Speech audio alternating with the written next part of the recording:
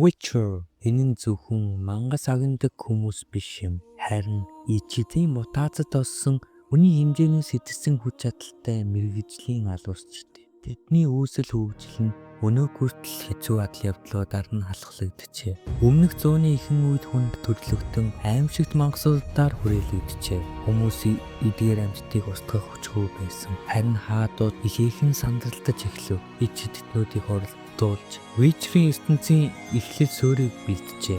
Эдгээр ичиднүүд хүний биеийг мутацид оруулж илүү хурдан, илүү хүчтэй халуурчдыг бүтээж.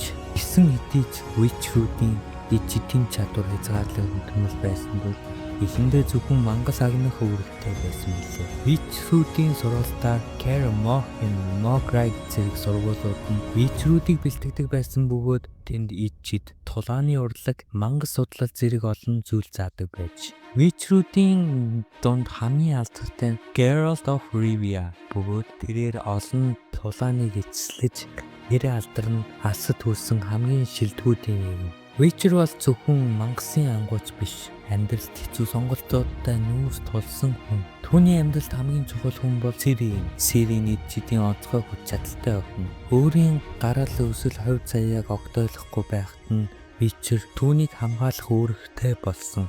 Тэдний замууд хувь давлангаар учирчээ. Тэд бие биенийхээ итгэл найдварыг болж үлддэг. Ciri бол Elder Blood буюу эртний цустай онцгой нэг юм. Энэ нь түүнд асар их хүчтэй ичидийн чадваруудыг олгож түүнийг хүн төрлөختний хувь заяаг өөрчлөх хүчтэй болгосон. Гэсэн ч энэ хүч нь түүнд асар их эсдэл авчирдаг. Witcher-ийн ертөнцид Ciri шиг хүчтэй ичидтэн цөөнгүй байдаг. Тэдний нэг бол Yennefer. Yennefer бол ичидийн гайхамшигтай авьяастай ухаан саруул зоримог эмэгтэй билээ. Гэхдээ түүний хүч чадал ганцхан ичидийн авьяаснаас гадна олон сорилтуудаас үүсчээ. Тэр Содоны толдаанд оролцож үүдийг хамгаалахын төлөө хүчээ зориул. Дээд чадны ичидийн чадлаа нэг хэсэг алдаж байна. Энэ нь түүний хувьд зөвхөн хүч чадлаа алдах бус сэтгэл зүйн хувьд асар том сорилт болсон.